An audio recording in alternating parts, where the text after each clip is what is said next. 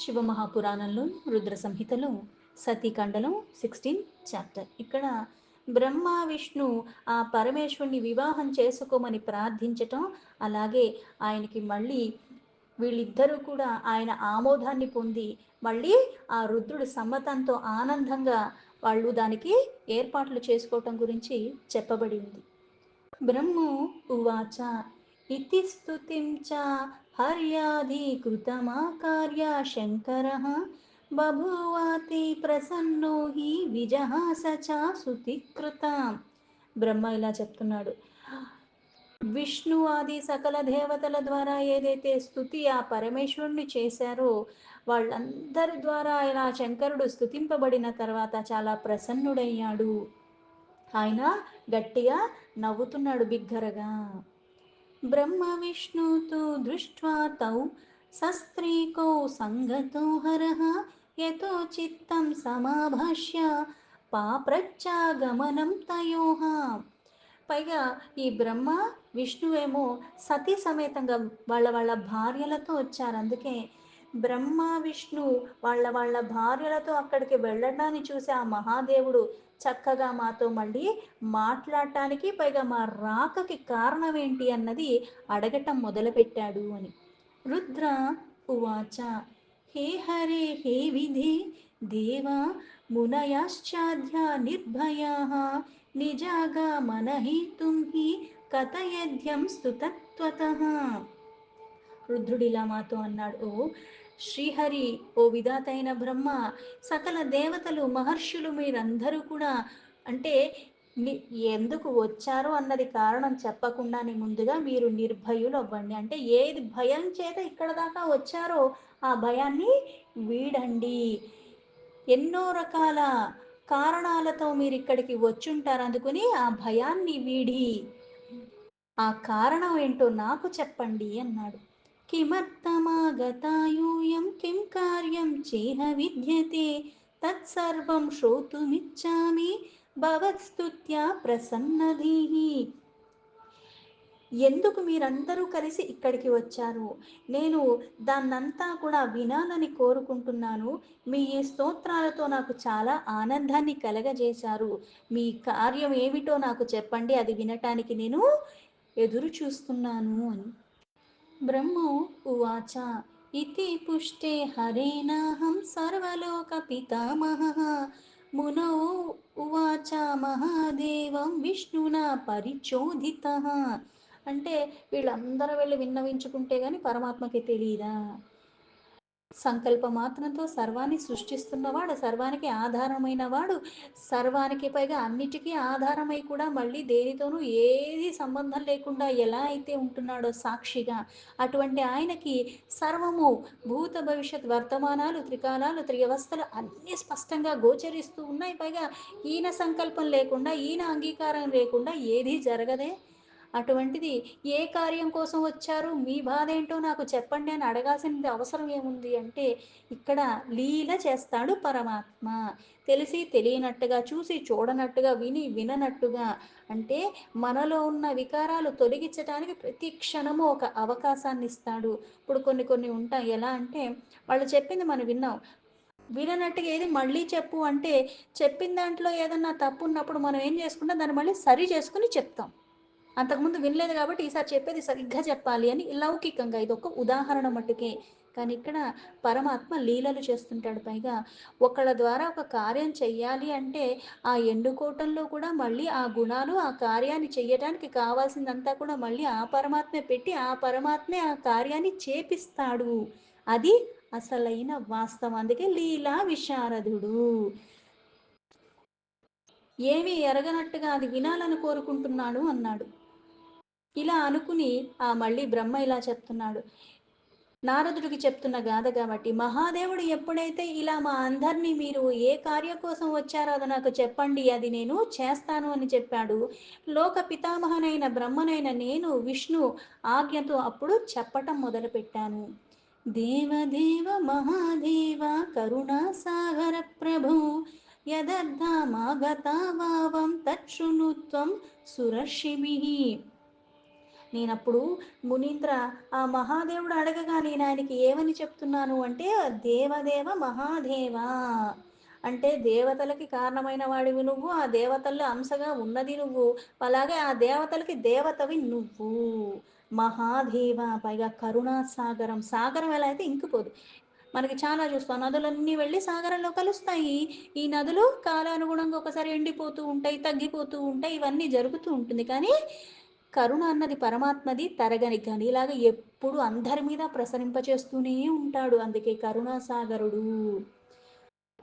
అటువంటి ఆ పరమాత్మ మేమిద్దరము కూడా ఈ దేవతలతో ఈ ఋషిగణములతో ఇక్కడికి ఉద్దేశించి నీకే ఆ నివేదించుకోవటానికే ఇక్కడికి వచ్చాము. విశేషతస్తవే వార్తామాగత వృషభధ్వజ సహర్తినః సదా యోగ్యమన్యతా నా జగద్భవేత్. ఓ వృషభధ్వజ అంటే వృషభాన్ని కలిగి ఉన్నవాడు. ఇక్కడ వృషభ వాహనుడు, వృషభధ్వజ అన్నీ ప్రత్యేకంగా కొన్ని కొన్ని వాహనాల రూపంలో, కొన్ని కొన్ని మళ్ళీ అక్కడ పతాకాల రూపంలో కలిగి ఉన్నప్పటికీ కూడా మా రాక ఎందుకు రావాల్సి వచ్చిందో ఆ కారణాన్ని చెప్తా. మేమందరం కూడా ఒకే కోరికతో మీ దగ్గరికి వచ్చాము. ఇప్పుడు నలుగురు ఉన్నామంటే నలుగురికి నాలుగు రకాల కోరికలు ఉంటాయి. ఇప్పుడు ఒకటే అయినప్పుడు ఇప్పుడు అందరికీ స్వీట్ తినాలని అనుకుందాం. ఆ స్వీట్ తినాలని ఉన్నది ఒకటే కోరిక. కాకపోతే ఏంటి, నాకు లడ్డు తినాలో, ఇంకొకడు బాదుషా తినాలో, ఇంకొకటి కోవా తినాలో అలా ఉంటుంది తప్పితే అందరి కోరిక ఒకటి అవ్వదు. కోరిక స్వీటే, కాకపోతే అక్కడ మళ్ళీ పదార్థం మారుతుంది. కానీ ఇక్కడ మేమందరం కలిసి విశేషంగా మీ దగ్గరికి ఎందుకు వచ్చాము అంటే, మా అందరి కోరిక కూడా ఒక్కటే, మిమ్మల్ని వేడుకోవటానికి నీ కృప మా మీద ప్రసరింపజేయమని, ఈ కార్యాన్ని నువ్వు చెయ్యగలవని, నువ్వే చెయ్యాలని ఇక్కడికి మేము వచ్చాము. మేమందరం కూడా ఒకటే ఆర్తితో నిన్ను వేడుకుంటున్నాము. ఏమని వేడుకుంటున్నా, ఈ జగత్ అంటే ఈ జగత్తుని ఏం చేస్తున్నాడు పరమాత్మ? సృష్టి చక్రాన్ని నడిపిస్తున్నాడు. ఈ సృష్టి చక్రం ఎలా ఉంది? జననము మరణము. ఈ జననం పొందినవన్నీ పోషణ పొందాలి, పోషణ పొందిన తర్వాత కాలానుగుణంగా లయం అయిపోవాలి. ఇదే సృష్టి చక్రము. ఈ సృష్టి చక్రాన్ని నడిపే ప్రయోజనాన్ని సాఫల్యం చెయ్యమని, పైగా ఈ సాఫల్యం చెయ్యటానికి ఒకరి మీద ఒకరు సహాయం చేసుకుంటూ ఒకరికొకరు మనము దీన్ని నడిపిస్తున్నాము.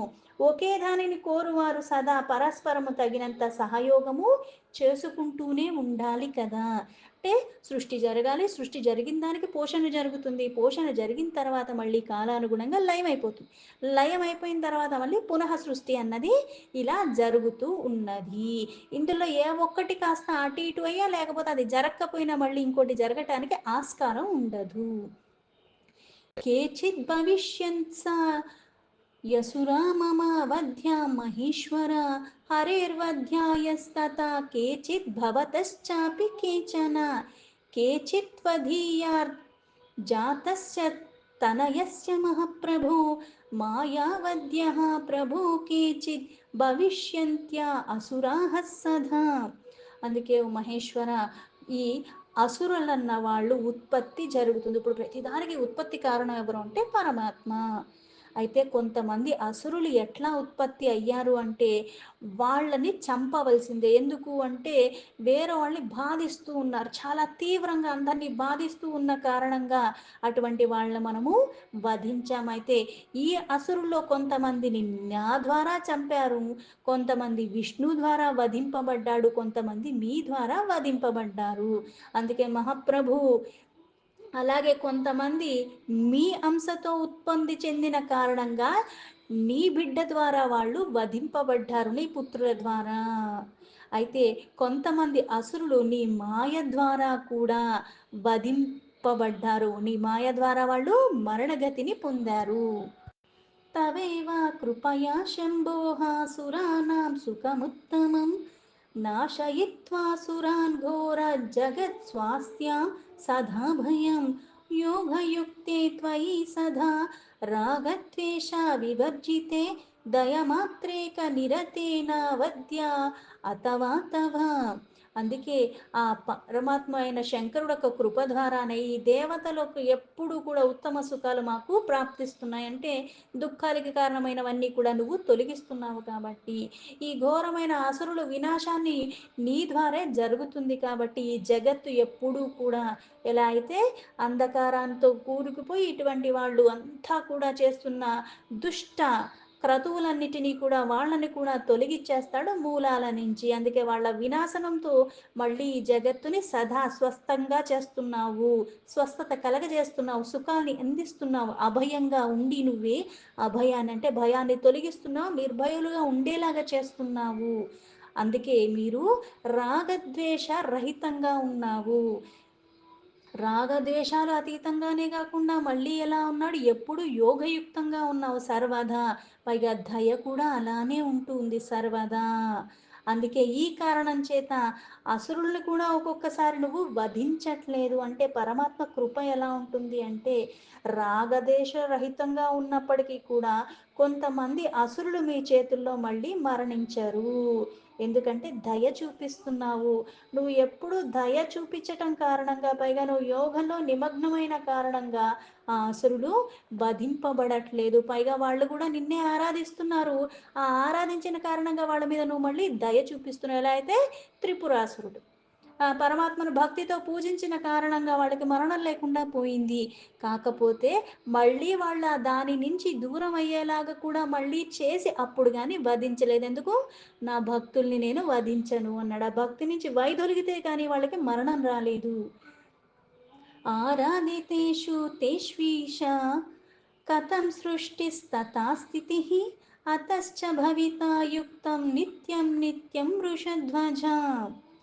అందుకే ఈశ్వర, ఆ అసురులు నిన్ను ఆరాధించిన కారణంగా వాళ్ళని అనుగ్రహించేస్తున్నావు. కానీ సృష్టి పాలన యొక్క కార్యక్రమం నడవటం అన్నది విరుద్ధం అయిపోతుంది కదా. ఎందుకంటే అటువంటి వాళ్ళు తొలగిపోవాలి కదా. సృష్టి ఎలా అయితే సృష్టింపబడాలి, పోషణ జరగాలి, మళ్ళీ కాలానుగుణంగా లయం అయిపోవాలి. కానీ వాళ్ళ మీద నీ దయ కారణంగా వాళ్ళు వధింపబడట్లేదు. కానీ సదా ఎప్పుడు ఆ అసురుల్ని వధిస్తూనే ఉండాలి కదా.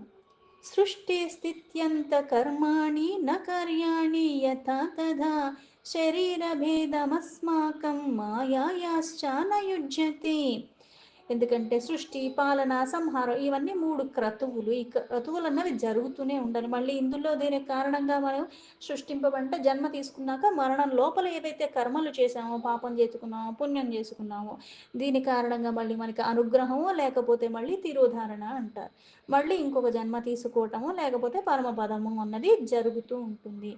చేసిన దానికి ఫలితమే లభిస్తుంది. నేను చెయ్యని దానికి నాకు ఫలితం వచ్చే అవకాశం లేదు. అందుకే సృష్టి, పాలన, సంహారం ఈ మూడు జరుగుతూనే ఉండాలి. ఈ సృష్టి పాలన జరిగిన తర్వాత సంహారం జరగకపోతే మళ్ళీ ఆ మాయ మళ్ళీ వేరు వేరు శరీరాల్ని మళ్ళీ నువ్వు చేసుకుంటూ సార్థకంగా జరగటానికి వీలవ్వదు కదా. అంటే మాయ ద్వారా ఇలా మూడు శరీరాలుగా ధరించేవాడివి నువ్వు. ఇక్కడ సృష్టి జరుగుతున్నా, పాలన జరుగుతున్నా, సంహారం జరుగుతున్నా చేసేది ఎవరు? నువ్వే చేస్తున్నావు. అంటే ఇక్కడ బ్రహ్మ రూపంలో ఉన్నది నువ్వు, విష్ణు రూపంలో ఉన్నది నువ్వు, రుద్ర రూపంలో కూడా ఉన్నది నువ్వు. కానీ మాయ ద్వారా వేరు వేరు శరీరాలు ధరించి వేరువేరుగా కార్యాలు చేస్తున్నట్టుగా, దీనికి దానికి సంబంధం లేనట్టుగా, భేదం ఉన్నట్టుగా కనిపిస్తుంది. అందుకే వాటి యొక్క ఉపయోగం కానీ ఔచిత్యం కానీ ఉండదు. వాస్తవానికి మనం ముగ్గురం ఒక్కటే కదా. ఏకస్వరూపా హి వయం భిన్నాః కార్యస్య భేదతః కార్యభేదో న సిద్ధశ్ చేద్రూపభేదో అప్రయోజన. వాస్తవానికి మనం ముగ్గురం కూడా ఒక్కటే, ఉన్నది ఒకటే పరమాత్మ. ఒక్కడే అనేకమవుతున్నాడు లీలలగా. పైగా ఇప్పుడు సాధారణంగా లౌకికంగా తీసుకుంటే ఏంటి, నేను ఇక్కడ ఉంటే వేరే దగ్గర ఉండే అవకాశం లేదు. మనం సాధారణమైన వాళ్ళం. కానీ పరమాత్మ లీలా విశారదుడు. అంటే ఇక్కడే ఉంటాడు, ఇక్కడ ఉండి కొన్ని చేస్తున్నట్టుగా, ఎక్కడో ఉండి ఇంకా ఏదో చేస్తున్నట్టుగా, మళ్ళీ ఇక్కడ సర్వవ్యాపి అంటారు ఆ పరమాత్మ తత్వం. అంటే ఇక్కడ చరాచర జీవరాశి సముదాయంలో ఆత్మరూపంలో అంతరింగంగా తను ఉన్నాడు కాబట్టి నీలో ఒక చలనం ఉంది, నువ్వు కొన్ని పనులు చెయ్యగలుగుతున్నావు. కానీ ఈ శరీరం చేసేది ఇంకో శరీరం చేసేదానికి భేదం కనిపిస్తుంది. ఈ భేద దృష్టితోనే చూస్తాము. అసలైన అంతరంగికంగా ఉన్న శాశ్వతమైన ఆ పరమాత్మ అంశ అన్నది మనము విస్మరిస్తూ ఉంటాము. అందుకే ఇక్కడ ఉన్నది ఎవరు? ఏకస్వరూపం. భిన్నమైనది ఏదీ లేదు. కాకపోతే ఇక్కడ కార్యాల భేదం కనిపిస్తున్న కారణంగా, వేరే వేరే శరీరాలు కనిపిస్తూ ఉన్న కారణంగా, అన్ని ధరించిన కారణంగా భేదంగానే చూస్తారు. కార్యభేదాలు ఇవన్నీ కనిపిస్తున్నప్పటికీ కూడా రూపభేదాలు ప్రయోజనం ఉండనే ఉండదు. ఎందుకంటే ఉన్నది ఒక్కటే. ఆ కార్యం మళ్ళీ సిద్ధించకపోతే మళ్ళీ దీని ప్రయోజనం కూడా ఏమీ లేదు. ఏక ఏవ త్రిధా భిన్నాః పరమాత్మ మహేశ్వరః మాయాయాః కారణాదేవ స్వాతంత్రో లీలయా ప్రభుః. ఓ పరమాత్మ అయిన మహేశ్వర, ఒక్కడివే అయ్యి మాయని నువ్వు ఎలా ఆడిస్తున్నావు అంటే ఆ మాయకి లోబడేలాగా అందరినీ ఆ భేదభావంతోనే చూడగలిగేలాగా అక్కడ అన్ని రకాలుగా కనిపిస్తూ ఉంటే మనకి ఆ మాయామోహాలకి లోబడిపోతారు.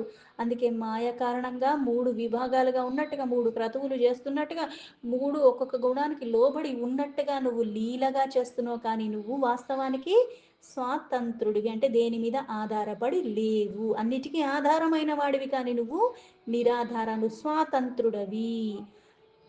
वामाङ्गजो हरिस्तस्य दक्षिणाङ्गभवो अहं శివస్య హృదయాజాస్త్వం హి పూర్ణతనుః శివః.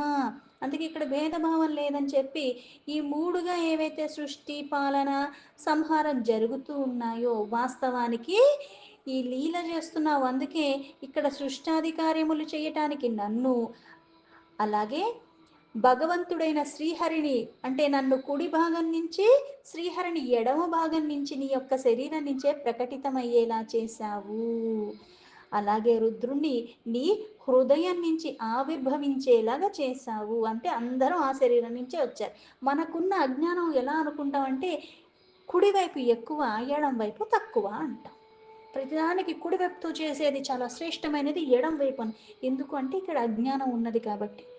ఈ చెయ్యైనా ఆ చెయ్యైనా పని చేయటానికి కారణం ఏంటి? లోపల చైతన్యం ఉన్నది. అలా అయితే పరమాత్మ ఎలా ఉన్నాడు? విభాగాలు చేయటానికి వీల్లేనటువంటి వాడు, ఎప్పుడూ పూర్ణంగానే ఉంటున్నవాడు. ఒకటందులో కలపాల్సింది లేదు, ఒకటందులోంచి తొలగాల్సిన అవసరం లేకుండా ఎప్పుడూ అలానే ఉంటున్నాడు. సర్వవ్యాపి, పైగా స్వాతంత్రుడు, దేని మీద ఆధారపడలేదు, అన్నిటికీ పరమంగా ఎప్పుడూ ఉంటున్నాడు, వికార రహితంగా ఉంటున్నాడు. గుణాతీత, సర్వాతీత, నామాతీత, రూపాతీత, ఇన్నిటికీ అతీతంగా ఉన్నవాడు. కానీ వీటినన్నిటినీ ఉత్పత్తికి, పాలనకి, సంహారానికి ఆధారమై అన్నిటికీ ఎప్పుడూ ఉంటున్నవాడు. అందుకే సదా అంటాం. ఇక్కడ సదాశివ, పైగా నీ హృదయం నుంచి ఉద్భవించాడు, కానీ నీ పూర్ణమైన రూపంగా రుద్రుడు అని. ఇంతకు ముందు వాటిల్లో కొన్ని ఏం చెప్పారు అంటే నాకు రుద్రుడికి భేదం లేదు, అలాగే రుద్రుడికి విష్ణుకి భేదం లేదు. అంటే ఏంటి? అంటే A equal to B, B equal to C అంటే ఏ ఈక్వల్ టు సి అని మనం ఎలా నేర్చుకున్నాం చిన్నప్పుడు. అలాగే ఇక్కడ ఉన్నది నేనే. భేదంగా కనిపిస్తుంది, రూపం వేరు, చేసే క్రియ వేరు, లీల వేరు అన్నట్టుగా అనిపిస్తూ ఉన్నది, కానీ ఉన్నది పరమాత్మే, భేదం లేదు. అందుకే మనకి చాలా స్పష్టంగా చెప్పినట్టు భాగవతంలో తీసుకున్న, భగవద్గీత తీసుకున్న, ఎక్కడ తీసుకున్నా సరే ఆ పరమాత్మ సారమే చెప్పారు. ఏమని? ఒక నామం నచ్చింది, ఒక రూపం నచ్చింది, దాన్ని ఆరాధించు, దాన్ని ఎలా అన్నా కొలుచుకో, తప్పు లేదు. కానీ భేదభావంతో కాదు. ఈ రూపం మీద నాకు మక్కువ కలిగింది, ఇంకో దాన్ని నేను అలా చూడలేకపోతున్నాను, కానీ అది నువ్వే, ఇది నువ్వే, నువ్వు కానిది, నువ్వు లేనిది ఏదీ లేదన్న వాస్తవాన్ని అర్థం చేసుకోవాలి. ఇక్కడ ఆ రుద్ర రూపంలో పూర్ణంగా నువ్వే ఉన్నావు అంటే మళ్ళీ అక్కడ విష్ణు రూపంలో అపూర్ణంగా ఉన్నాడని కాదు అర్థము. అన్ని పరమాత్మే, పరమాత్మ ఎప్పుడూ పూర్ణంగానే ఉన్నాడు, అది ఏ రూపమైనప్పటికీ కూడా. ఇతం వయం త్రిధా భూతాః ప్రభో భిన్నస్వరూపిణః శివ శివస్తుతాస్తత్వం హృదా విద్ధి సనాతన. అందుకే ప్రభు, ఈ ప్రకారంగా భిన్న స్వరూపాలు, 3 రూపాలుగా ప్రకటింపబడ్డావు. నువ్వే ఇక్కడ మళ్ళీ ఆ పుత్రుడు రూపంలో కూడా ఉన్నది. వెళ్ళి ఎవరా శివశక్తి యుక్తంగా ఏదైతే పుత్రుడు సంభవించాడు అది నువ్వే. అంటే మనకి భగవద్గీతలో చెప్తాడు, ఏమని చెప్తాడు? పుత్రుణ్ణి నేనే, తండ్రిని నేనే, తాతని నేనే, ముత్తాతని నానే. అందుకే ఏమని చెప్తాడు? పితృణ్ణి కూడా నేనే. ఆ పితృదేవతలు అంటే ఎవరు? అన్నిటికన్నా ఆదిగా ఉన్నది ఎవరు? సనాతనుడు. అంటే మొదలు అక్కడి నుంచే వచ్చింది. అందుకే అందరికీ పితృదేవత ఎవరు? పరమాత్మ. ఇది యథార్థం, ఆ తత్వం. అందుకే ఈ హృదయంలో అనుభవానికి కానీ అది తెలియదు. జ్ఞానం ద్వారా తప్పితే పరమాత్మను అర్థం చేసుకోవటానికి వేరేది ఏది సాధ్యము కాదు. విశ్వానికి మూలమైన వాడు. అందుకే మన ముగ్గురము ఆ సదాశివ యొక్క అంశలమే. మనము శివశక్తియుక్తంగా ఉన్న ఆ పరమాత్మ యొక్క పుత్రులతో సమానమే. అందుకే పుత్రుడు తానే, తండ్రి తానే, తాత తానే, అన్నీ తానే. ఎందుకు? ఆ మొదటి బీజం తానే, సనాతనగా ఉన్నవాడివి నువ్వొక్కడివి కాబట్టి. ఈ 3 రూపాల్లో కూడా ప్రకటింపబడింది కూడా నువ్వే. ఇది యథార్థ తత్వము. దీంతో శివమహాపురాణంలో, రుద్ర సంహితలో, సతీకాండలో 16 చాప్టర్లో 17 శ్లోక సంపూర్ణం.